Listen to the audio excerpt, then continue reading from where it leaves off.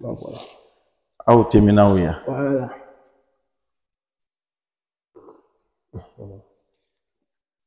Ami bara la kana se antugunde. Nyote ma teti.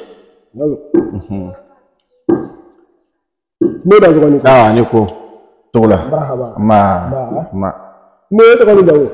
Oh, ne to e numuke kunati. Dazo. Oh, kaboko la nyaba. Oh. Me numuke kunati kaboko la nyaba. Ça là on est dans une émission de Kenya. Émission ko fait bon chama o kan ngule ka demander donc il a émission pour là. Ah ouais. Quand ngal do era fo ela ko ni mese ko tingo ela ka fait. Donc ni watina. O ni ngal ko no kasha. Mais ni watina ni ngal mi rebe ne ba dam le mina. O ye muli boli. Boli na na tugo ya di ana société kono. Me fo wona. Dazo wani.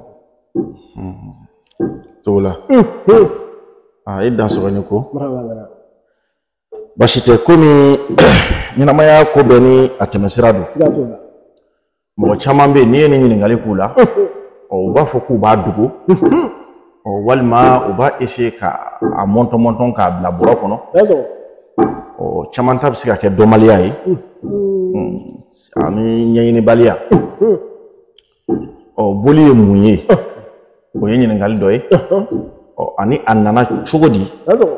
On a société kono. Oh, tola eo neo ambe bangena ka boliko intui. Oh, bila kote. Angon mseka anye kalam bere ni minga ni anye nyini ni minge. Oh, nebse ko defo. Ati fana ko e ko mi oye wuli baliye de. Mo wore fana nga nyini li fanga biseka bunya ni tai.